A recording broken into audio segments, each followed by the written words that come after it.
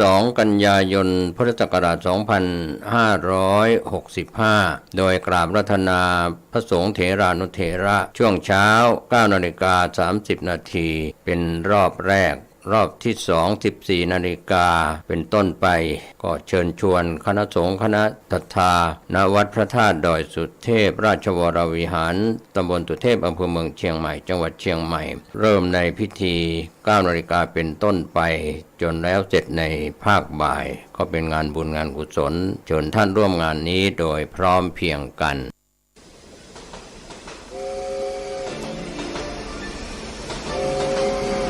ข่าวสารเพื่อการประชาสัมพันธ์กำหนดการฟังเทศรายการรถด่วนขบวนพิเศษฤดูกาลเข้าพรรษาปี 2565 จัดโดยคณะสงฆ์จังหวัดเชียงใหม่องค์กรเครือข่ายชาวพุทธจังหวัดเชียงใหม่ดำเนินงานโดยกลุ่มหนุ่มสาวจังหวัดเชียงใหม่12ขบวนที่ 3 กันยายน 2565 ขึ้น 8 ค่ำเดือน 12 เหนือเดินทางไปยังวัดหนองเต่าคำตำบลป่าไผ่อำเภอสันทรายจังหวัดเชียงใหม่ 20 นาฬิกาฟังพระธรรมเทศนา1 กันขบวนที่ 8 10 กันยายน 2565 ขึ้น 15 ค่ำเดือน 12 เหนือกลับมายังพุทธสถานเชียงใหม่ 20 นาฬิกาเป็นการจัดงานวันกตัญญูพุทธสมาคมและมูลนิธิพุทธสมาคมเป็นเจ้าภาพขบวนที่ 9 18 กันยายน 2565 แรม 8 ค่ำเดือน 12 เหนือรถด่วนไปยังวัดลังกาตำบลฟ้าห้ามอำเภอเมืองเชียงใหม่จังหวัดเชียงใหม่ 20 นาฬิกาฟังพระธรรมเทศนา1 กันขบวนที่ 10 25 กันยายน 2565 แรม 15 ค่ำเดือน 12 เหนือเดินทางไปยังวัดอรัญ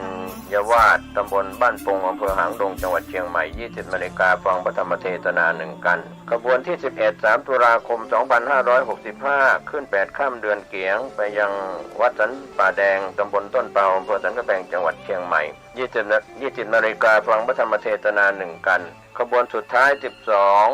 ตุลาคม 2565 ขึ้น 15 ค่ำเดือนเกียงเดินทางไปยังพุทธสถานเชียงใหม่ก็เป็นวันมอบโล่กลุ่มหนุ่มสาวจังหวัดเชียงใหม่เป็นเจ้าภาพในช่วง 20 นาฬิกาก็เป็นรายการกำหนดการรถด่วนขบวนพิเศษเทศกาลเข้าพรรษาในปี 2565 จัดโดยคณะสงฆ์จังหวัดเชียงใหม่องค์กรเครือข่ายชาวพุทธจังหวัดเชียงใหม่โดยมีกลุ่มหนุ่มสาวจังหวัดเชียงใหม่ดำเนินการก็เป็นกำหนดการที่ท่านจะได้ไปร่วมกิจกรรมในส่วนของรถด่วนขบวนพิเศษในปีนี้ก่อนจากยกมือไหว้กันส่งสัญญาณพบกันอีกครั้งท่านกำลังติดตามรับฟังสถานีวิทยุกระจายเสียงพระพุทธศาสนาแห่งชาติและสังคมคลื่นเพื่อการศึกษาพระพุทธศาสนาและวัฒนธรรมระบบ FM 104.5 เมกะเฮิรตซ์รายการต่อไปเป็นรายการคดีโลกคดีธรรม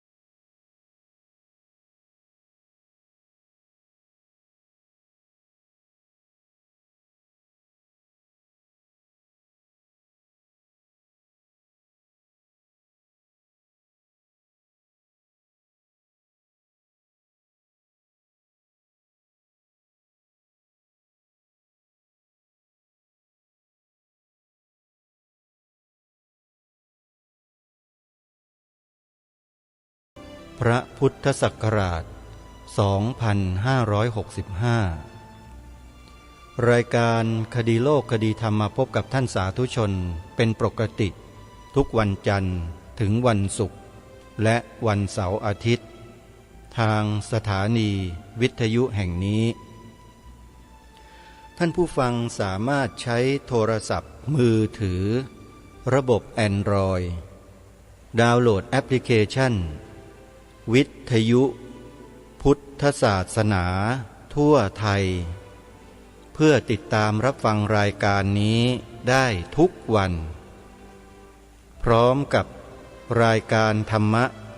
สาระต่างๆที่เป็นประโยชน์มากมายมหาศาล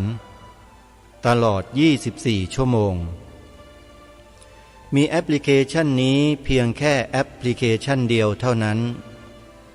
ที่รวบรวมสถานีวิทยุพระพุทธศาสนาแห่งชาติคลื่นต่างๆไว้ในที่เดียวกันหลายสถานีแต่ละสถานีนั้นเป็นที่นิยมเป็นที่ชื่นชอบของผู้ฟังในพื้นที่ต่างๆเป็นปกติไม่ว่าจะเป็นวัดหนองกายอำเภอแม่แตงจังหวัดเชียงใหม่วัดฝายหินอำเภอเมืองจังหวัดเชียงใหม่วัดศรีอุดมวงศ์อำเภอวังสะพุงจังหวัดเลย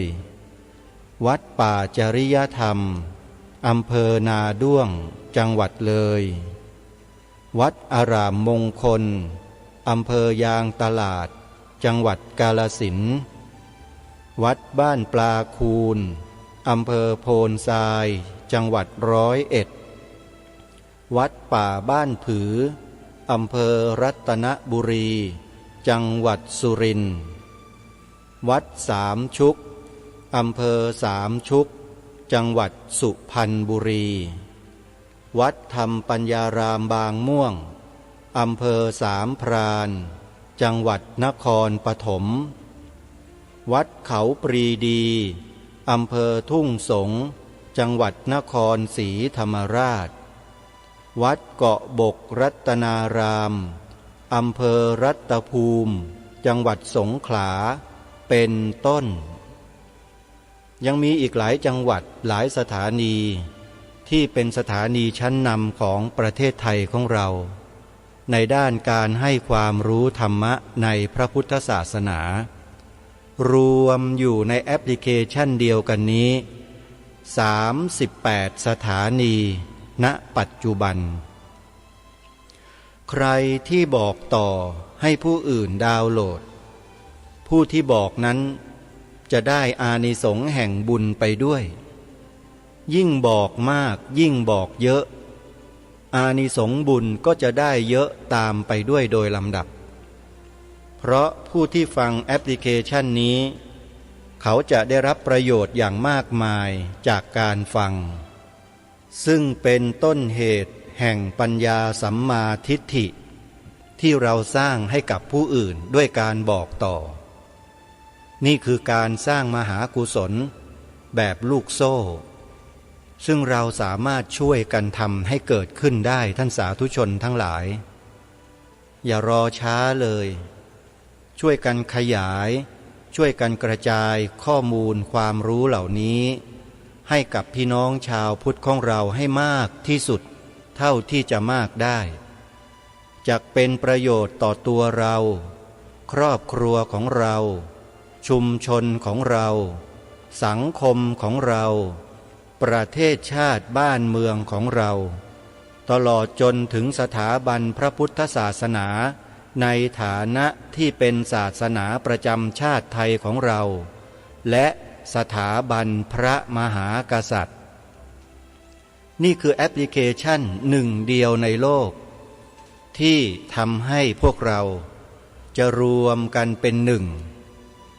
เพราะเป็นแอปพลิเคชันสร้างสัมมาทิฏฐิให้เกิดขึ้นในจิตใจของมนุษย์ใครที่บอกให้ผู้อื่นดาวน์โหลดจึงได้บุญด้วยประการฉนี้แลโยมไม่สาธุกันล่ะสาธุแล้วรวยนะโยมอนุโมทนาสาธุทีนี้มาเข้าเรื่องเนื้อหาสาระของรายการในวันนี้หลายท่านหลายคนที่ฟังรายการเมื่อวานรอคำตอบว่าความเป็นไทยนั้นคืออะไรประเทศไทยคืออะไรอาตมาไม่ลืมนะโยม แต่ก่อนจะถึงเนื้อหาตรงนั้น แจ้งข่าวประชาสัมพันธ์งานบุญงานกุศลให้ครูบาอาจารย์ของเราสักเล็กน้อยนะโยมนะหลังจากออกพรรษาไปแล้วเนี่ยมันเป็นบุญประเพณีที่พวกเราคนไทยทั้งประเทศจะต้องร่วมแรงร่วมใจกันจัดร่วมกันทำโดยมีวัดในพระพุทธศาสนาเป็นศูนย์กลางนี่แหละคือวัฒนธรรมประเพณีและวิถีชีวิตของเราทั้งหลายเป็นส่วนหนึ่งของคำว่าประเทศไทยนี่แหละคือประเทศไทยของเราเป็นส่วนหนึ่งนะแค่ส่วนหนึ่งเท่านั้นแต่ยังมีความเป็นประเทศไทยอีกเยอะแยะที่จะต้องนำมากล่าวในที่นี้มากมายซึ่งจะได้ไปเฉลยกันในตอนกลางๆรายการแล้วก็ตอนปลายๆในวันนี้ส่วนข่าวประชาสัมพันธ์บุญประเพณีที่กล่าวมาเมื่อสักครู่นี้ก็คือบุญกฐินโยมเป็นบุญใหญ่มากเป็นบุญที่ได้อานิสงส์มากเพราะเป็นบุญที่องค์สมเด็จพระบรมศาสดาสัมมาสัมพุทธเจ้ามีพระบรมพุทธานุญาตไว้ให้ชาวพุทธเราจัดเราทำกันได้แต่ในสมัยครั้งพุทธกาลกับในสมัยปัจจุบันนี้ 2565 เนี่ยสถานการณ์ของโลกมันเปลี่ยนแปลงไปคนละทิศคนละทางเลยโยมคนละเรื่องศาสนาพุทธนั้นไม่ใช่ศาสนาล้าหลังเป็นศาสนาที่มีความทันสมัยใหม่อยู่เสมอเราสามารถประยุกต์หลักธรรมคำสอนของพระสัมมาสัมพุทธเจ้าให้เข้ากับสถานการณ์ในปัจจุบันได้ตลอดเวลา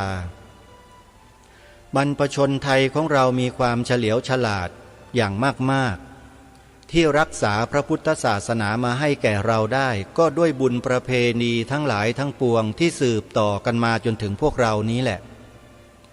และพวกเราก็จะต้องสืบต่อสานต่อรักษาต่อยอดกันต่อไปโดยมีองค์พระมหากษัตริย์ทรงเป็นต้นแบบทรงเสด็จพระราชดำเนินทอดผ้าพระกฐินทุกปีโยมพวกเราเนี่ยดำเนินรอยตามเบื้องพระยุคลบาทของพระองค์ท่านมาตั้งแต่บรรพชนเราแล้วไม่ใช่เรามาจัดมาทำกันเองนะโยมและบุญประเพณีต่างๆทั้ง12 เดือนเนี่ยเราก็รับมาจากในรั้วในวังมาประยุกต์ใช้ในระดับของชาวบ้านของชุมชนประชาชนของเราซึ่งแสดงให้เห็นถึงความจงรักภักดีของประชาชนที่มีต่อองค์พระมหากษัตริย์ของเราส่วนหนึ่งด้วยที่เรารับบุญประเพณีเหล่านั้นมาสืบสารต่อมาดำเนินรอยต่อจากพระบาทของพระองค์ท่านเพราะฉะนั้นนี่ก็เป็นความเป็นไทยอย่างหนึ่งเหมือนกันเพราะฉะนั้นในช่วงบุญทอดกฐินปีนี้โยมอย่าลืมนะฮะครูบาอาจารย์ของเราที่ประกาศเชิญชวนทางสถานีวิทยุต่างๆเนี่ยโยมขอให้โยมเนี่ยตั้งจิตอธิษฐานตั้งสัจจาธิษฐานไว้เลยว่าฉันจะต้องไปร่วมงานบุญกฐินที่ฉันสามารถไปได้ที่ใกล้ที่สุดวัดไหนที่ออกอากาศสถานีวิทยุที่ฉันฟังอยู่ฉันจะต้องเป็นเจ้าภาพกฐินสัก1 กองหรือตามกำลังที่ฉันทำได้ขอให้ฉันได้มีส่วนร่วมด้วยเถิดการตั้งจิตอธิษฐานตั้งสัจจะไว้ในเบื้องต้นเนี่ยโยมมันเป็นบารมี1 ใน 10 ทัศนะโยมนะอธิษฐานบารมีไงแล้วก็มีสัจจะบารมีอีกด้วยเห็นไหมแล้วเมื่อเราเดินทางไปถึงวันงานไปทำบุญให้ทานก็เป็นทานบารมีเห็นไหมเล่าแล้วก็ยังมีอะไรอีกอะเนกขัมมะบารมีก็ได้ด้วยอย่างวัดสามชุกเนี่ยจัดงานทอดกฐินวันที่8 พฤศจิกายนวัดสามชุกสุพรรณบุรีนะญาติโยมที่ฟังอยู่ที่สามชุกกำหนดจำไว้แล้วโยมอธิษฐานจิตเลย8 พฤศจิกายนฉันจะไปทอดกฐินที่วัดสามชุก เวลาบ่าย3 โมงหลังจากนั้นฉันก็จะบวชเนกขัมมะปฏิบัติธรรมต่อเนื่องจากวันที่8ไปจนถึงวันที่11 พฤศจิกายนบวชเนกขัมมะปฏิบัติธรรมในงานบุญกฐินวัด3 ชุกโยม8 ถึง 11 พฤศจิกายน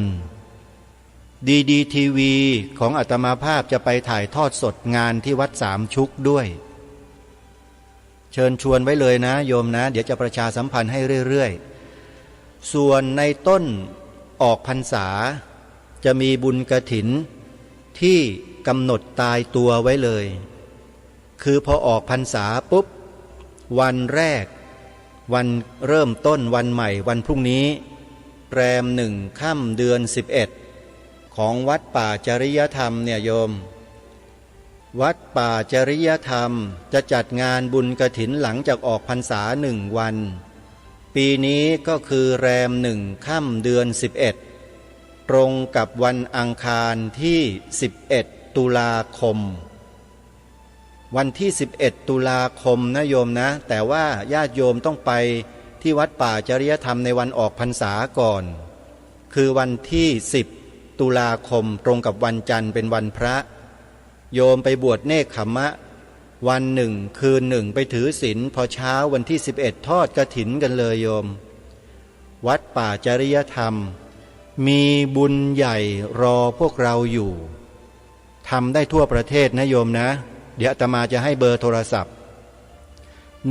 1. สร้างมหาอุโบสถเนื้อที่900 ตารางวา900 ตารางวาก็คือ2 ไร่กับอีก1 งานโยม2 ไร่1 งานเป็นพื้นที่สร้างอุโบสถหลังนี้หลายคนเอาอีกแล้วว่าพระอีกแล้วทำไมสร้างใหญ่สร้างโตกันเหลือเกินพระเดี๋ยวนี้ญาติโยมถ้าครูบาอาจารย์ของเราไม่มีเป้าหมายท่านจะไม่ทำอะไรแบบนี้หรอกพระครูจริยสารธรรมเจ้าคณะอำเภอนาด้วงจังหวัดเลยรูปนี้เนี่ยท่านคิดท่านทำอะไรมีการวางแผนและเป้าหมายชัดเจนเหล่าบรรดาอาตมาภาพเราทำงานร่วมกันมาตั้งเป็น10 กว่าปีเกือบ20 ปีเนี่ยเรารู้ใจกันครูบาอาจารย์ตั้งแต่ภาคเหนือจนมาถึงภาคใต้เนี่ยเรารู้ใจกันทั้งนั้นแหละแต่ละท่านแต่ละรูปแต่ละองค์โยมท่านมีเป้าหมายทั้งนั้นแหละทำเพื่อความเจริญและมั่นคงของพระบวรพุทธศาสนานี่คือเป้าหมายทั้งหมดทุกวัดเลยในปัจจุบันนี้นะไม่ว่าจะเป็นบุญเดือนไหนทั้ง12 เดือนเนี่ยครูบาอาจารย์เรามีเป้าหมายทั้งนั้นแหละทำเพื่อความเจริญมั่นคงของพระพุทธศาสนาและพุทธบริษัทของเราทั้งสิ้นเพราะศาสนาพุทธนี่แหละอุบัติขึ้นมาในโลกทำให้โลกนี้สงบร่มเย็นและเป็นธรรมถ้าหากว่าโลกนี้ขาดพระพุทธศาสนาไม่มีพระพุทธศาสนาแล้วก็โยมก็จะเห็นอะไรอย่างที่โยมเห็นนั่นแหละจะมีสงครามมีการไล่เข็นฆ่าทำลายล้างเผ่าพันธุ์กันทั่วไปหมดนั่นคือพื้นที่ที่ไร้พระพุทธศาสนาพื้นที่ที่ไม่มีพระพุทธศาสนาเพราะพระพุทธศาสนาเท่านั้นที่สอนให้เมตตากรุณาต่อกันและกันไม่เบียดเบียนซึ่งกันและกันด้วยกายด้วยวาจาและด้วยใจยกเว้นนะป้องกันตนเองพระพุทธเจ้าไม่ได้ตรัสสอนให้เหล่าสาวกของพระองค์ท่านยืนให้พวกโจรหรือพวกคนชั่วเนี่ยมาทำลายเราเฉยๆโดยที่เราไม่แก้ไขอะไรเลยนะใครที่บอกว่ายืนเฉยๆให้เขาฆ่าทิ้งเฉยๆเนี่ยไอ้พวกนั้นมันพวกมิจฉาทิฏฐิทั้งนั้นแหละ เอาพูดภาษาชาวบ้านว่าเราก็มีมือมีตีนเหมือนกันเนี่ยเราก็ต้องป้องกันตัวเราเองใช่ไหมโยมกราบขออภัยครูบาอาจารย์แล้วก็ขอขมาญาติโยมด้วยนะภาษารายการคดีโลกคดีธรรมมันเป็นอย่างนี้นะโยมอย่าถือสานะก็เรามีมือมีเท้าพูดเพราะๆหน่อยก็ได้เดี๋ยวโยมฟังกันไม่ได้เราก็ต้องป้องกันตัวเราเองสิเราจะไปยอมให้ชีวิตนี้มันตกล่วงไปโดยเปล่าประโยชน์ทำไมเล่าก็ป้องกันเอาไว้เพื่อทำความดีต่อไงรักษาชีวิตไว้ทำความดีไม่ใช่ปล่อยให้พวกโจรมันฆ่าทิ้งเฉยๆทำลายล้างทิ้งเฉยๆไอ้อย่างนี้ก็เรียกว่าคนโง่ศาสนาพุทธไม่ได้สอนให้เราโง่นะโยมเพราะฉะนั้นใครที่พยายามสอนให้เราโง่เนี่ยโยมอย่าไปเชื่อศาสนาพุทธพระพุทธเจ้าสอนเรื่องกรรมการกระทำกรรมวาทีวีริยะวาทีนะโยมความเพียรพยายามไม่ใช่ยืนซึมโง่ให้เขาตีหัวตายอย่างเงี้ยไม่ใช่ศาสนาพุทธแล้วล่ะนั่นน่ะเป็นศาสนาผีที่ไหนก็ไม่รู้เพราะฉะนั้นชาวพุทธเราเมื่อเราไม่เบียดเบียนใครแต่ใครก็อย่ามาเบียดเบียนเราก็แล้วกันเห็นไหมเราไม่ได้ทำลายเขาเราไม่ได้ไปเบียดเบียนเขานะเขาเบียดเบียนเราจึงต้องลุกขึ้นมาป้องกันรายการคดีโลกคดีธรรมที่พูดอยู่ทุกวันด้วยวจีกรรมเนี่ยเป็นวจีกรรมกระทำเพื่อป้องกันไม่ได้ไปเบียดเบียนใครทำร้ายใครสักนิดจริงไม่จริงท่านผู้ฟังลองพิจารณาดูให้ดีแล้วที่มีบางคนไม่ชอบรายการนี้หมายความว่าอะไรลองพิจารณาความรู้สึกนึกคิดในใจของตนเองดูสิว่าเป็นอะไรเพราะอะไรมันเกิดขึ้นได้อย่างไรแล้วทำไมจึงไม่พยายามจะเข้าใจในสิ่งที่กล่าวที่บอกที่แนะนำที่เชิญชวนให้ช่วยกันแล้วก็กลับมาตำหนิมาแสดงอาการที่ไม่พอใจถึงขนาดเบียดเบียนก็มีนะโยมเบียดเบียนด้วยวาจาเป็นวจีกรรมส่วนมโนกรรมนั้นไม่ต้องพูดถึงเยอะเลยเบียดเบียนอยู่ในใจมีโทสะอยู่ในใจไม่พอใจมีความอิจฉาริษยาในใจมีอุทธัจจะกุจจะมีวิจิกิจฉาอยู่ในใจเป็นอกุศลจิตทั้งนั้นเลยถ้าใครสั่งสมอารมณ์เหล่านี้อยู่เนืองเนี่ยเวลาใกล้จะตายสิ่งเหล่านี้แหละมันจะมาปรากฏเป็นกรรมนิมิตคตินิมิตในขณะเวลาที่จิตจะดับไม่มีระหว่างขั้นถ้าคตินิมิตเหล่านี้กรรมนิมิตเหล่านี้ไปปรากฏเพราะมันมีกำลังมากนี่มันสั่งสมทุกวันพอฟังรายการคดีโลกคดีธรรมมันก็เกลียดทุกวันมันก็ตำหนิทุกวันเขาเรียกว่าสั่งสมกรรมที่เป็นอกุศลพอใกล้จะตายแล้วสิ่งนี้มันจะไปปรากฏไงเพราะมันมีกำลังมากสั่งสมทุกวันมันก็มีกำลังมากนะโยมถึงบอกพวกเราว่าอันตรายมากนะเรื่องของการสั่งสมอารมณ์ในปัจจุบันเนี่ยถ้าใครสั่งสมไม่ดีเนี่ยอันตรายต่อภพข้างหน้ามากรายการคดีโลกคดีธรรมครูบาอาจารย์ของเราจึงประกาศเชิญชวนให้พวกเราฟังธรรมะกันให้ดาวน์โหลดแอปพลิเคชันวิทยุพระพุทธศาสนาทั่วไทยเนี่ยไว้ในโทรศัพท์กันไว้เวลาเดินทางไปไหนมาไหนว่างๆนั่งบนรถบนเรือยกเว้นบนเครื่องบินมันฟังไม่ได้นะโยมนอกจากจะบันทึกเป็นคลิปเอาไว้โยมก็เปิดฟังได้ทุกที่เลยทั่วโลกเปิดฟังพระครูจริยสารธรรมเปิดฟังพระอาจารย์พระประหลัดประเสริฐเปิดฟังพระครูสมุวิสุวัตเปิดฟังท่านพระครูปริยัติโพธิธรรมพระครูอุดมวรานุวัตรเปิดฟังท่านพระครูจริยสารธรรมเปิดฟังท่านพระครูสมุนิติศาสตร์เปิดฟังท่านพระครูประภัสสมาธิคุณเปิดฟังท่านพระครูสุวรรณวิจิตรเปิดฟังท่านองค์พจนกรโกศลเปิดฟังท่านบ่าวหลวงพระครูสิริยานวิมลเป็นต้นเหล่านี้ แล้วก็มีครูบาอาจารย์อื่นๆอีกเป็นจำนวนมากมายมหาศาลเลยที่ท่านบรรยายทำให้เราฟังกันแบบง่ายๆเห็นไหม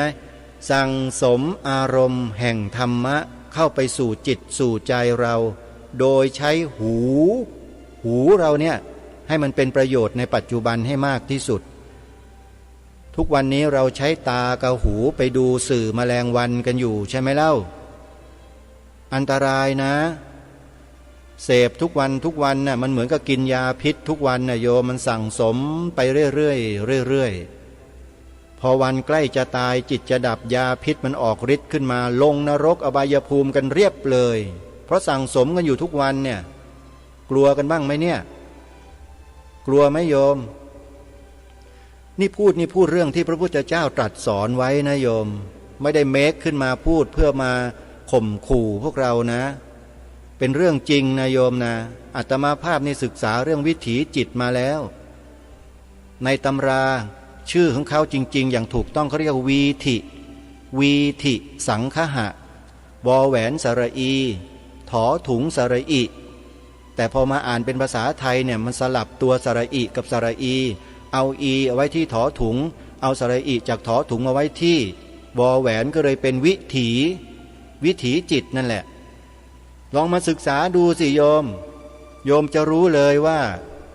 มันไม่ใช่เรื่องธรรมดาเลยนะเรื่องจิตของคนเราเนี่ยมันสั่งสมอารมณ์อะไรไว้พอถึงเวลาใกล้จะตายเนี่ยไออารมณ์เหล่านั้นแหละมันจะมาปรากฏตอนที่จิตใกล้จะดับจะไปนรกหรือจะเกิดเป็นมนุษย์หรือจะอยู่สวรรค์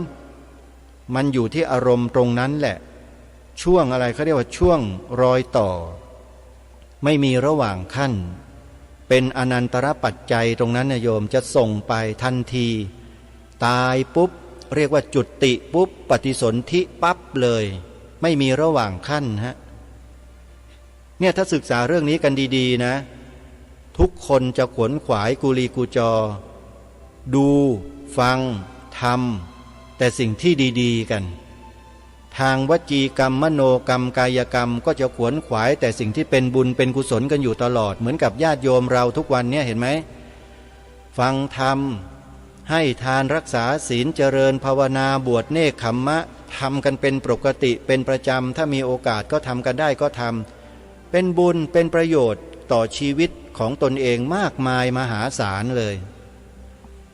รายการคดีโลกคดีธรรมก็เลยขออนุโมทนากับทุกท่านด้วยนั่นคือระดับปัจเจกบุคคลนะโยมนะแต่รายการคดีโลกคดีธรรมไม่ได้หยุดอยู่แค่ปัจเจกบุคคลเท่านั้นโยมในระดับชาติบ้านเมือง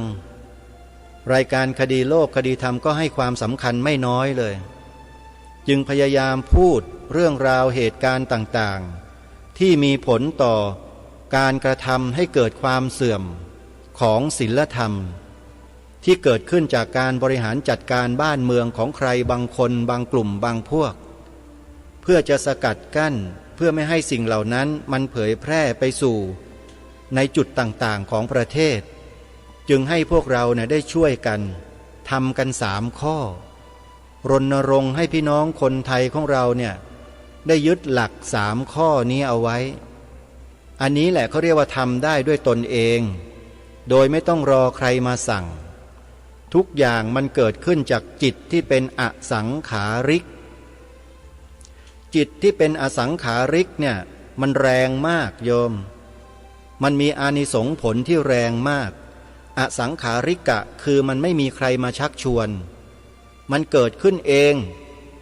หลังจากที่ได้ยินได้ฟังปรโตโคสะจากใครก็แล้วแต่มาแล้วก็มานั่งขบนั่งคิดนั่งพิจารณาจนมันเกิดปัญญาขึ้นเองฮะเขาเรียกว่าจิตที่เป็นอสังขาริกแล้วก็เร่งขวนขวายทำในสิ่งที่เป็นประโยชน์ทั้งต่อตนเองต่อผู้อื่นต่อส่วนรวมรายการคดีโลกคดีธรรมเนี่ยเข้าใจเรื่องนี้เป็นอย่างดีจึงได้พยายามมาพูดในลักษณะเช่นนี้ในรายการคดีโลกคดีธรรมจะไม่เหมือนกับรายการธรรมะอื่นๆหรอกอาตมาภาพเคยพูดแล้วว่าถ้าจะให้อาตมาภาพพูดธรรมะเนี่ยก็พูดได้ไม่ใช่พูดไม่ได้โยม จะให้พูด2 ชั่วโมง3 ชั่วโมง10 ชั่วโมงพูดได้ทั้งนั้นแหละแล้วใครล่ะที่จะมาใส่ใจในเรื่องชาติบ้านเมืองในระดับภาพรวมองค์รวมของสังคมที่กำลังถูกทำลายแบบซ่อนเร้นมีใครจะกล้ามาพูดมาบอกกับพวกเราบ้างไหมล่ะแล้วก็มาช่วยกันแก้ไขตรงเนี้ยมีแต่น้อยมากอาตมาภาพก็ขอเป็นหนึ่งในนั้นฮะขอมาทำหน้าที่บอกพวกเราว่าประเทศไทยของเรานั้นมีรากฐานที่บรรพชนเขาใช้ชีวิตเลือดเนื้อปกป้องรักษามาถึงพวกเราทุกวันนี้มีอยู่นะรากฐานของประเทศทีนี้พวกเราจะเข้าใจหรือเปล่าในระดับของการบริหารบ้านเมืองเนี่ยมันเป็นส่วนหนึ่งแห่งการทำลายหรือส่งเสริมมันได้ทั้ง2 ส่วนแต่ที่ผ่านมาเนี่ยเท่าที่อาตมาภาพทำการสังเกตศึกษาค้นคว้าหาข้อมูลเนี่ย 80% มันอยู่ในเหตุแห่งการทำลายทั้งนั้นเลยไม่ได้ส่งเสริมเลยโยมสรุปกันสั้นๆให้ฟังแบบนี้อย่าให้อธิบายเลยเดี๋ยวยาวพูด3 ชั่วโมงก็ไม่จบคือเราถูกทำลายถึง 80% จากการบริหารกิจการบ้านเมืองที่ผ่านมาจนถึงปัจจุบันนี้ไม่ได้มีการส่งเสริมสักเท่าไหร่เลยส่งเสริมก็ส่งเสริมแต่ด้านวัตถุไม่ได้ส่งเสริมทางด้านจิตใจอะไรสักเท่าไหร่มีวิชาพระพุทธศาสนาที่เรียกว่าวิชาศีลธรรมหน้าที่พลเมืองก็ไปตัดไปยกเลิกวิชานี้ออกการตัดการยกเลิกวิชาภาคบังคับแบบเนี้ยมันเป็นการส่งเสริมหรือเป็นการทำลายลองใช้สมองคิดกันดูสิแบบธรรมดาสามัญพวกเราจบป .4 ป .6 กันเนี้ยอาตมาก็จบแค่ป .6 นะโยมอาตมายังคิดออกคิดเป็นเลยไอระดับปริญญาทั้งหลายตรีโทเอกจะคิดไม่เป็นนี่ก็ไม่รู้จะพูดยังไงแล้วการตัดเอาหลักสูตรวิชาภาคบังคับของชาติบ้านเมืองวิชาศีลธรรมวิชาหน้าที่พลเมืองวิชาประวัติศาสตร์ชาติไทยออกไปจากหลักสูตรภาคบังคับเนี่ยมันเป็นการส่งเสริมชาติบ้านเมืองหรือทำลายชาติบ้านเมืองแล้วทำไมไม่นำกลับมาล่ะที่ไม่นำกลับมาเนี่ยเป็นการส่งเสริมหรือเป็นการทำลายไม่นำกลับมาเนี่ยมันก็มีคำตอบคำถามสามารถถามและตอบได้ทุกคนก็ตอบได้ทีนี้ปัญหาก็คือว่าเมื่อตอบได้แล้วพวกเราล่ะคิดจะทำอะไรช่วยกันแก้ไขไหมมีไหมมีไม่มีอาตมาไม่รู้แต่อาตมาภาพมีวิธีมาแนะนำว่าช่วยกันได้ช่วยกันด้วยการสร้างจิตสำนึกขึ้นมาให้กับตัวเราเองก่อนวิธีการก็แนะนำแล้วหลายครั้งมาโดยตลอดเมื่อวานก็เพิ่งจะแนะนำไปช่วยกันทำ3 ข้อเนี่ยพวกเราที่ฟังรายการอยู่ทุกคนเนี่ยทำ3 ข้อเนี้ยออกมาให้เป็นรูปธรรมให้ได้แล้วก็ส่งต่อให้คนอื่นทำต่อเพียงแค่ใช้ปากเราให้เป็นประโยชน์นะปากเราเนี่ยใช้ให้เป็นประโยชน์พูดคำเนี้ยประโยคเดียว16 พยางค์เนี่ยครับพระพุทธศาสนาเป็นศาสนาประจำชาติไทยของเรานี่คือข้อที่1ช่วยกันพูดช่วยกันกล่าวคำนี้ให้ลูกหลานเยาวชนเราเนี่ยให้ติดหูติดปากติดตาติดใจเลยเกิดมานี่ก็พูดหรือให้ฝึกพูดในท้องเลยก็ได้ออกมาคลอดมาก็พูดให้เขาฟังตั้งแต่ในท้องคลอดออกมาจนกระทั่งเรียนอนุบาลท่องให้ได้จนถึงประถมมัธยมให้ก็ท่องอยู่อย่างนี้แหละฝังลงไปเป็นชิปในสมองเขาเลยในใจเขาเลยนี่เขาเรียกว่าจุดเริ่มต้นของการเปลี่ยนแปลงไปในทางที่ดีงามและถูกต้องเขาเรียกว่า back to basic ดึงกลับมาจากคนรุ่นใหม่ของเราที่จะใส่ให้เนี่ยยุคปัจจุบันนี่แหละไม่ต้องไปรออย่าไปรอรัฐบาลทำอะไรกันอยู่พวกเราก็รู้ใช่ไหมออกกฎหมายเอื้อประโยชน์กับใครเราก็รู้อยู่ใช่ไหมล่ะเอื้อประโยชน์กับพวกเราหรือเปล่าออกกฎหมายบางฉบับออกมาเนี่ยเอื้อให้กับใครถ้าอยากจะรู้ก็ไปดูคลิปวิดีโอหม่อมช้างพิมพ์คำว่ากฎหมาย3 ฉบับ ตามที่รายการแนะนำไปแล้วหลายครั้งก็ไปดูกันได้เพราะฉะนั้นเมื่อทางการไม่ส่งเสริมแล้วเราคนไทยที่เป็นเจ้าของประเทศแท้ๆเนี่ยเป็นเจ้าของอธิปไตยแท้ๆเนี่ยนะเราจะมานั่งกันเฉยๆทำเป็นทองไม่รู้ร้อนก็ละลายกันหมดเขาก็เอาไปขายต่อกินสบายเท่านั้นแหละเราก็ถูกแปรสภาพไปในที่สุดเห็นไหมนี่อุปมาง่ายๆแต่ไม่รู้ว่าเราเนี่ยฟังกันแล้วจะเข้าใจกันบ้างหรือเปล่าวิธีการป้องกันที่เราสามารถทำได้ในภาคประชาชนก็คือ3ข้อที่บอกรณรงค์กันบอกลูกสอนหลานเยาวชนรุ่นใหม่ที่จะเติบโตไปในอนาคตข้างหน้าเนี่ยให้เขาให้เห็นความสำคัญและยอมรับในข้อนี้ข้อที่1พระพุทธศาสนาเป็นศาสนาประจำชาติไทยของเราทุกหน่วยงานทุกองค์กรทุกองคาพยพใช้วาจาใช้ปากเรานี่แหละสร้างแนวความคิดที่ถูกต้องตรงประเด็นนี้ขึ้นมาเป็นของเดิมนี่แหละหนึ่งในความเป็นประเทศไทยคือตรงนี้อีกข้อหนึ่งที่เราต้องช่วยกันสืบสารรักษาต่อยอดบรรพชนของเราอันนี้เป็นสมบัติของบรรพชนนะโยมที่พูดเนี่ยที่พาพวกเรากล่าวเนี่ยพระพุทธศาสนาเป็นศาสนาประจำชาติไทยของเราเนี่ยอันนี้เป็นสมบัติที่บรรพชนเราสืบสารรักษาต่อกันมาเราก็ต้องสารต่อจะปล่อยปละละเลยไม่ได้รายการนี้เน้นแล้วเน้นอีกว่ามันไม่ใช่คำพูดเลื่อนลอยไม่ใช่คำพูดที่ไร้สาระแต่มันเป็นสาระและมันเป็นประโยชน์ต่อส่วนรวมของเราอย่างมากบรรพชนย้ำแล้วย้ำอีกเรื่องเหล่านี้มีปรากฏเป็นหลักฐานมากมายหลายที่นี่คือข้อที่1ข้อที่2นี่ใกล้ตัวเรามากคือเรื่องของธงชาติไทยคนไทยทุกวันนี้จะมีสักกี่คนในประเทศนี้สักกี่คนถามจริงๆเถอะแม้แต่คนในรัฐบาลเนี่ยอาตมาชี้หน้าได้เลยที่เป็นคณะรัฐมนตรีเนี่ยถ้าเดินเข้าไปในคณะรัฐมนตรีทำเนียบอาตมาบอกให้ท่องจำบทพระราชนิพนธ์ความหมายธงไตรรงค์ให้หน่อยสิผู้หลักผู้ใหญ่เหล่านี้ไม่มีใครท่องได้สักคนหนึ่งเชื่อไหมตรงนี้บ่งบอกให้เห็นอะไรฮะบ่งบอกให้เห็นถึงความล่มสลายของความมีสำนึกในพระมหากรุณาธิคุณของล้นเกล้ารัชกาลที่6ไม่มีใครสักคนหนึ่งที่อยู่ในคณะรัฐบาลจะสืบสารพระราชปณิธานในข้อนี้ของพระองค์ท่านทั้งที่ธงชาติก็ยังมีปรากฏใช้งานอยู่ถึงทุกวันนี้จริงไม่จริงหรือใครจะเถียงอาตมาลองดูสิ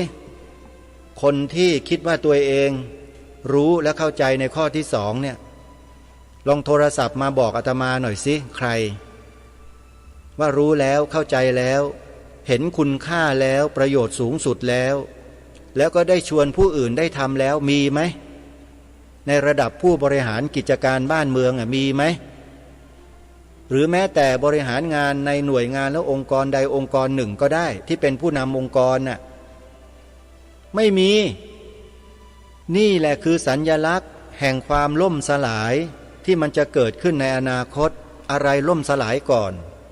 ความเห็นทิฏฐิความรู้ความเข้าใจในข้อปฏิบัติที่ถูกที่ตรงมันจะถูกทำลายก่อนเลยคือเรื่องทิฏฐิเขาทำลายสัมมาทิฏฐิของเราข้อนี้ก่อนรายการนี้จึงมาฟื้นฟูไงฟื้นฟูให้พวกเราคนไทยรักษาสืบสารและต่อยอดที่องค์พระมหากษัตริย์พระองค์ท่านได้ทรงกระทำไว้ให้แก่พวกเราเป็นสมบัติที่ยิ่งใหญ่มากธงชาติไทยเนี่ยมีคนคิดจะเปลี่ยนแปลงทำนองเพลงชาติ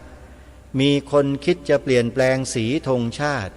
มีคนคิดจะบิดเบือนความหมายธงชาติมันทำทั้งนั้นแหละไอ้พวกเนี้ยแล้วมันอยู่ในอำนาจด้วยอาตมาถ้าไม่รู้ไม่กล้าพูดอย่างนี้หรอกโยมหนังสือที่เป็นหลักฐานก็มีอยู่ชื่อนามสกุลของคนที่เป็นหัวหน้าในการจัดทำก็เห็นอยู่มีอยู่ในหนังสือนี่แหละถ้าอ่านชื่อนามสกุลออกไปเนี่ยไม่มีใครไม่รู้จักหรอกนะ พาเป่านกหวีดปี๊ดปี๊ดปี๊ดปี๊ดปี๊ดนั่นแหละคนนั้นแหละรู้จักหรือยังว่าใครนั่นแหละตัวทำลายเลยแหละทำลายความหมายธงชาติบิดเบือนขององค์พระมหากษัตริย์หม่อมหลวงกาญตพงศ์วรวุฒิหรือหม่อมช้างรวบรวมหลักฐานข้อมูลไว้แล้วเตรียมที่จะดำเนินการในอนาคตเพราะมันเป็นหลักฐานที่มียืนยันอยู่ตลอดกาลเมื่อไหร่ก็เมื่อนั้นนี่คือข้อที่สองคือเราต้องท่องจำความหมายพระราชทานธงไตรรงค์ให้ได้จำให้ได้ฮะรายการคดีโลกคดีธรรมถึงขนาดลงทุนจ้างนักร้องบริษัทใหญ่ๆแห่งหนึ่งให้ผลิตเพลงรายการคดีโลกคดีธรรมขึ้นมาโดยเฉพาะแล้วก็มีอยู่แค่เพลงเดียวนี่แหละเป็นความภาคภูมิใจของรายการคดีโลกคดีธรรมนะฮะ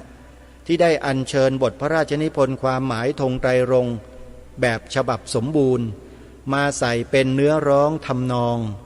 ให้พวกเราได้ร้องกันในตอนท้ายรายการทุกวันโยมร้องกันให้ได้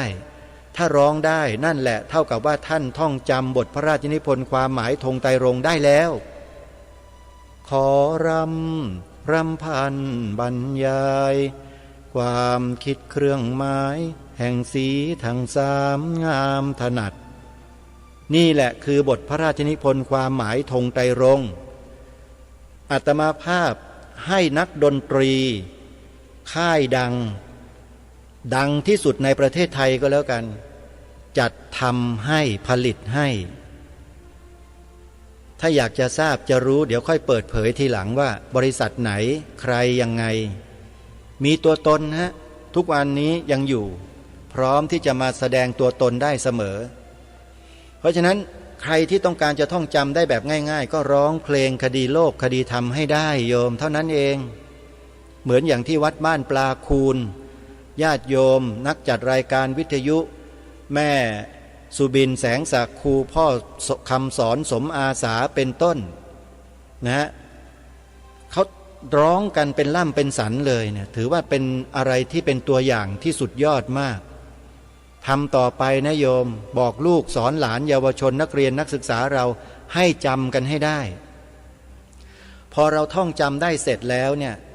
มันจะมีบทสรุปอยู่ประการหนึ่งที่ต้องย้ำให้ทุกคนกล่าว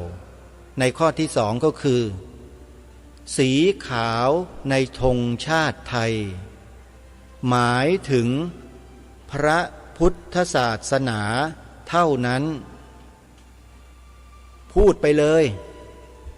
อาตมาท้าเลยว่าผู้ว่าราชการจังหวัดในประเทศไทยเนี่ย77จังหวัดไม่มีผู้ว่าคนไหนกล้าพูดอย่างนี้เชื่อไหมอาตมากล้าท้าเลยไม่มีใครกล้าพูดหรอกข้าราชการสายปกครองของกระทรวงมหาดไทยทั้งหมดไม่มีใครสักคนหนึ่งกล้าพูดอย่างนี้ผู้ใหญ่บ้านกำนันก็ไม่กล้าที่จะบอกชาวบ้านให้พูดตามแบบนี้เชื่อไหมทั้งที่องค์พระมหากษัตริย์พระราชทานความหมายไว้อย่างชัดเจนถูกต้องทุกประการแล้วแล้วก็ไม่สามารถจะแปลความหมายเป็นอื่นได้ด้วยแต่ข้าราชการกรมการปกครองทั่วทั้งแผ่นดินไม่นำพาของพระองค์ท่านหมายความว่าอย่างไรพวกท่านยังมีความจงรักภักดีอยู่จริงหรือจริงไหมลองพิจารณาตัวเองดูสิคุณไปฟังใครอ่ะคุณไปเชื่อใครอยู่จึงไม่กล้าพูดคำนี้นายของคุณหรือนายของคุณคือใครอ่ะแล้วนายของคุณไปรับแนวคิดจากใครมาอีกต่อหนึ่งแล้วคนนั้นคือใครล่ะยังไงก็ตามเถอะใครก็ตามเถอะที่คุณไปฟังเขาอยู่เนี่ยคนนั้นก็เป็นเพียงแค่ประชาชนคนธรรมดาคนหนึ่งที่ไม่ใช่องค์พระมหากษัตริย์ที่ได้พระราชทานความหมายนี้ไว้แล้วคุณปฏิเสธได้ยังไงจริงไหมท่านผู้ฟังครูบาอาจารย์ที่เคารพเพราะฉะนั้นมึงจึงไม่มีเหตุผลอะไรที่คุณจะปฏิเสธในข้อนี้เลยจะต้องดำเนินการโดยส่วนเดียวเพราะฉะนั้นต่อไปนี้พวกเราทุกท่านทุกคนต้องช่วยกันกล่าวคำนี้ให้ถูกต้องตรงกันสีขาวในธงชาติไทยหมายถึง พระพุทธศาสนาเท่านั้นคนศาสนาอื่นจะมาน้อยเนื้อต่ำใจไม่ได้ฮะไม่ได้เด็ดขาดเพราะประเทศนี้เป็นประเทศพุทธชาวโลกก็เพิ่งจะยกย่องยกฐานะให้เป็นศูนย์กลางพระพุทธศาสนาแห่งโลกเมื่อเร็วๆนี้เองประเทศไทยเราอะแล้วบรรพชนเราองค์พระมหากษัตริย์ไทยของเราพร้อมด้วยพระบรมวงศานุวงศ์ก็ทรงนับถือพระพุทธศาสนากันมาตลอดตั้งแต่ครั้งยุคสุวรรณภูมิมาจนกระทั่งถึงลพบุรีล้านนาศรีสัชนาลัยนะไม่ว่าจะเป็นทวาราวดีไม่ว่าจะเป็นกรุงสุโขทัยอยุธยากรุงธนบุรีจนกระทั่งถึงกรุงรัตนโกสินทร์ในปัจจุบันนี้องค์พระประมุขของชาติของแผ่นดินทรงเป็นพุทธมามกะทั้งนั้นเลยฮะเพราะฉะนั้นใครที่จะมาต่อต้านคัดค้านจะมาทำลายแนวทางที่ถูกต้องตรงนี้ระวังตัวให้ดีนะจะถูกตราหน้าว่าเป็นพวกกบฏระวังตัวให้ดีเพราะฉะนั้นเราจึงมีสิทธิ์ที่จะสืบสารรักษาต่อยอดพระราชปณิธานขององค์พระมหากษัตริย์ของเราด้วยความจงรักภักดีตามที่รายการคดีโลกคดีธรรมทำอยู่แนะนำอยู่รณรงค์อยู่เราไม่ได้เดินออกนอกลู่นอกทางแม้แต่นิดเดียวถ้าใครมากล่าวหาเราตำหนิเรามาห้ามเรานั่นแหละไอ้พวกกบฏอาตมานี่กล่าวหาเลยกบฏเพราะฉะนั้นมีลูกสอนลูกมีหลานสอนหลานเวลาเคารพธงชาติกลับมาจากโรงเรียนถามเขาหลานเอ้ยลูกเอ้ยโรงเรียนเขาสอนไหมสิ่งที่บ้านเมืองเราที่บรรพชนเราสืบสารรักษาต่อยอดกันมานานโรงเรียนเขาสอนไหมลูกสอนว่าไงเหรอตายายพ่อแม่เด็กถามกลับเราก็ตอบเลยที่สอนว่าสีขาวในธงชาติไทยหมายถึงพระพุทธศาสนาเท่านั้นโรงเรียนเขาได้สอนไหมลูกเด็กก็จะตอบและเราก็จะรู้ทันทีว่าบ้านนี้เมืองนี้มันเกิดอะไรขึ้นมันดูไม่ยากหรอกเพียงแค่นี้ก็รู้แล้วไงนี่แหละคือผลไงฮะผลจากการบริหารกิจการบ้านเมืองมันออกมาตรงนี้ฮะเพราะฉะนั้นตรงนี้แหละจึงเป็นเครื่องส่องให้เห็นถึงผู้บริหารกิจการบ้านเมืองด้วยว่าเป็นอย่างไรนี่คือรายการคดีโลกคดีธรรมทำรายการลักษณะเช่นนี้เพื่อหวังให้บ้านนี้เมืองนี้เดินกันให้ถูกทางอย่าเดินผิดทางกันอีกอย่าไปหลงเชื่อใครอื่นองค์พระบาทสมเด็จพระจอมเกล้าเจ้าอยู่หัวรัชกาลที่ 4ตรัสเตือนพวกเราไว้แล้วนะพระนครนี้เป็นถิ่นที่ของคนนับถือพระพุทธศาสนามาแต่เดิมไม่ใช่แผ่นดินของศาสนาอื่นคนที่ถือศาสนาอื่นมาแต่อื่นก็ดีอยู่ในเมืองนี้ก็ดีจะโทมนัสน้อยใจด้วยริษยาแก่พระพุทธศาสนาเพราะบูชาอันนี้ไม่ได้ด้วยไม่ใช่เมืองของศาสนาตัวเลยถ้าโทมนัสก็ชื่อว่าโลภล่วงเกินไปพระองค์ตรัสว่าเลยฮะตรัสว่าเลยว่าโลภล่วงเกินไปแล้วเพียงแค่นี้ถ้าคนมันมีสำนึกเนี่ยมันจะหลบมันจะลี้หนีหายไปเลยแล้วจะไม่ดื้อด้านเหมือนกับยุคปัจจุบันนี้ไอ้ปัจจุบันนี้ไอ้คนพวกนี้มันดื้อด้านมันไม่ยอมเอาไม่ยอมก็ต้องเจอกันสิเจอกับใครเจอกับพี่น้องชาวพุทธทั้งแผ่นดินทั้งประเทศทีนี้พวกเราที่เป็นพระสงฆ์สามเณรแม่ชีอุบาสกบาสิกาคฤหัสถ์ญาติโยมที่นับถือศาสนาพุทธน่ะเราจะเดินตามไอ้พวกนั้นพวกกบฏพวกนั้นหรือจะเดินตามรอยเบื้องพระยุคลบาทองค์พระมหากษัตริย์ของเราเลือกเอาวันนี้รายการคดีโลกคดีธรรมให้เลือกเอา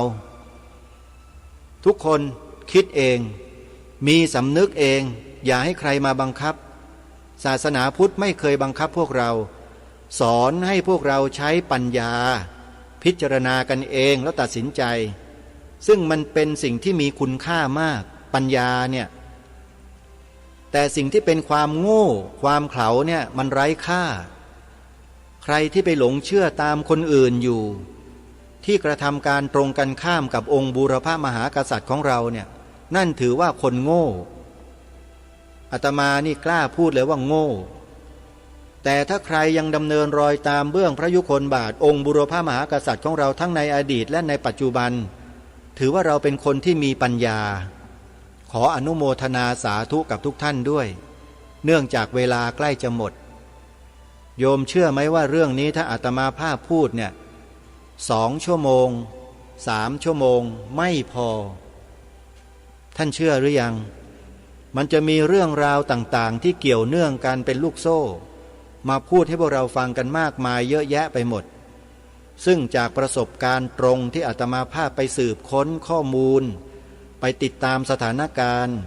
ต่างๆมาเนี่ยตลอด10 กว่าปีอาตมากล้ายืนยันได้เลยว่าอาตมาพูด3 ชั่วโมงไม่จบแล้วทุกคนก็จะได้ความรู้เยอะแยะมากมายแต่ไม่เป็นไรวันต่อวันแล้วกันโยมเดี๋ยววันพรุ่งนี้เราค่อยมาติดตามรับฟังกันต่อวันนี้เวลาของรายการหมดลงแล้วอาตมาภาพต้องขอสมมุติยุติรายการไว้แต่เพียงเท่านี้วันนี้อาตมาภาพจัดงานบำเพ็ญกุศลสวดพระอภิธรรมอัฐิของหลวงลุงเป็นวันแรกคือวันศุกร์ที่2 กันยายนเวลา 19 นาฬิกา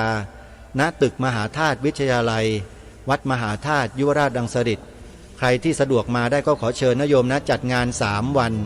ขออนุโมทนาสาธุถ้าทำความดีเป็นศึกษาปัญหาให้ทันท่วงทีเมืองไทยจะพัฒนา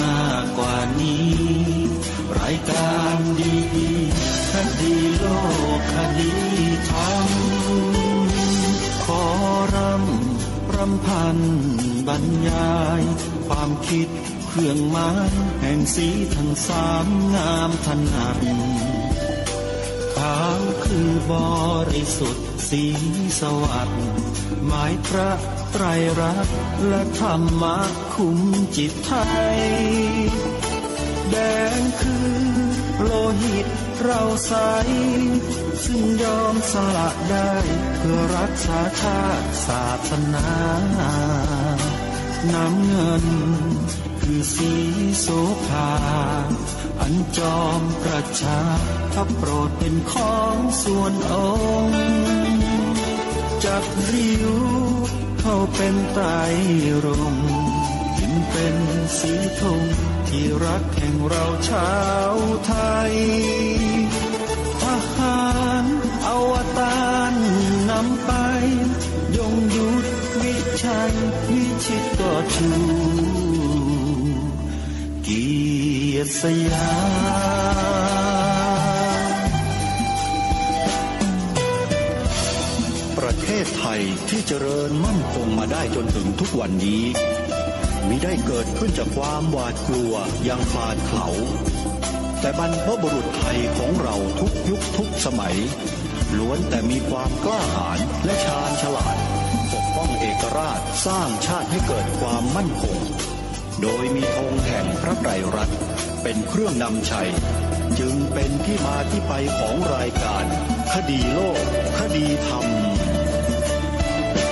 กล้าคิดก็ต้องกล้าท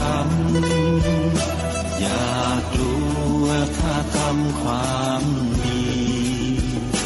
เป็นศึกษาปัญหาให้ทันท่วงทีเมืองไทยจะพัฒนากว่านี้รายการดีคดีโล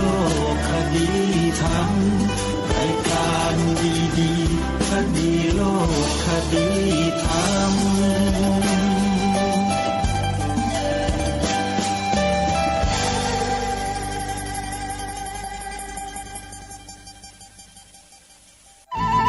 ที่จบไปแล้วนั้นเป็นรายการคดีโลกคดีธรรมดำเนินรายการโดยพระครูประหลัดณรงค์ฤทธิ์ค ข่าวสารเพื่อการประชาสัมพันธ์งานบุญงานกุศลของวัดพระธาตุดอยสุเทพราชวรวิหารตำบลสุเทพอำเภอเมืองเชียงใหม่จังหวัดเชียงใหม่ได้จัดพิธีเจริญพระพุทธมนต์สวดสะเดาะนพเคราะห์พิธีสมโภชพระบรมธาตุดอยสุเทพและพุทธาภิเษกพระประจำวันนพเคราะห์จัดงานวันศุกร์ที่2 กันยายนพุทธศักราช 2565 โดยกราบรัตนาพระสงฆ์เถรานุเถระช่วงเช้า 9:30 น.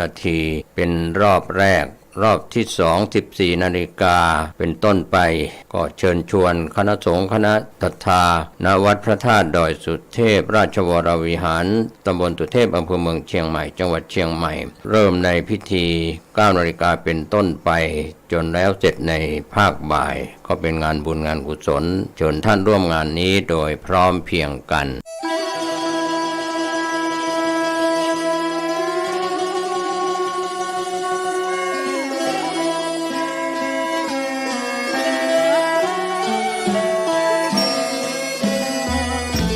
เนื่องในมหามงคลวโรกาสแห่งเทศกาลเข้าพรรษาประจำปีพุทธศักราช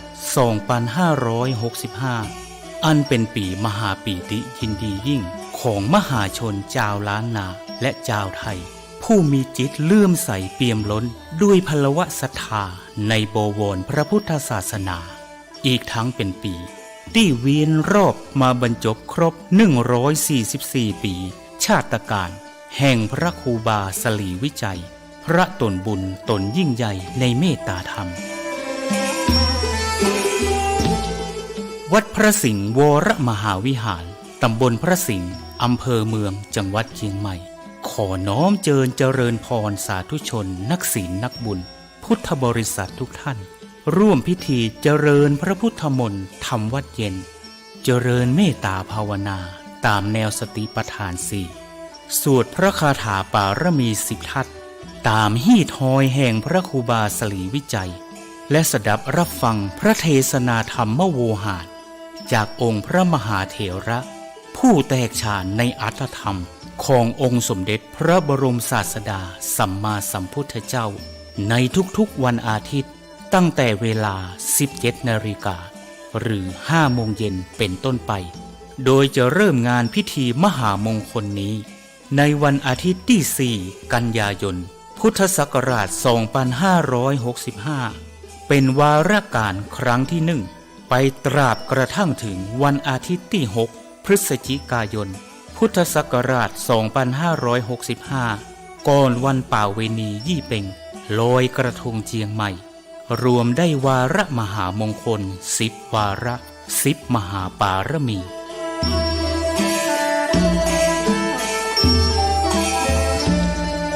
ปวงท่านมหาศรัทธานาบุญผู้มีความสนใจเข้าร่วมพิธีทำวัดเย็นเจริญเมตตาภาวนาสั่งสมปารมีทั้ง10 ทัศอันมีทานปารมีเป็นต้นและมีอุเบกขาปารมีเป็นที่สุดนั้นขอน้อมเจริญพรร่วมพิธีได้ที่พระวิหารหลวงวัดพระสิงห์วรมหาวิหารตำบลพระสิงห์อำเภอเมืองจังหวัดเชียงใหม่และท่านที่มีจิตเจตจำนงประสงค์ใคร่ร่วมบำเพ็ญมหาทานปารมีถวายกันเทศแด่พระมหาเถระผู้แสดงพระธรรมเทศนาและถวายน้ำปานะแด่พระภิกษุสงฆ์สามเณรนั้นขอน้อมร่วมทำบุญหรือแจ้งความประสงค์ของท่านได้ที่พระเดชพระคุณหลวงพ่อพระเทพสิงหวราจารย์เจ้าอาวาสวัดพระสิงห์วรมหาวิหารโทรศัพท์081-883-8752หรือที่ท่านพระครูปริยัติกิจจาภิวัตรผู้ช่วยเจ้าอาวาสวัดพระสิงห์วรมหาวิหารโทรศัพท์089-264-2485ได้ตั้งแต่วันนี้เป็นต้นไป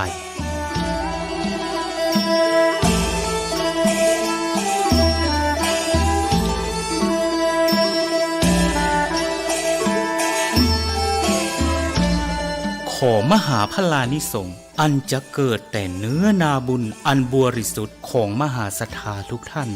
อีกทั้งพระพุทธปารมีแห่งองค์หลวงพ่อพระศรีสันเพชรหรือหลวงพ่อโต ที่สถิตสถาพรเป็นองค์พระประธานอยู่ ท่านกำลังติดตามรับฟังสถานีวิทยุกระจายเสียงพระพุทธศาสนาแห่งชาติและสังคม คลื่นเพื่อการศึกษาพระพุทธศาสนาและวัฒนธรรม ระบบ FM 104.5 เมกะเฮิรตซ์ รายการต่อไปเป็นรายการศึกษาธรรมนำสุขดำเนินรายการโดยพันเอกตนัสเดชะ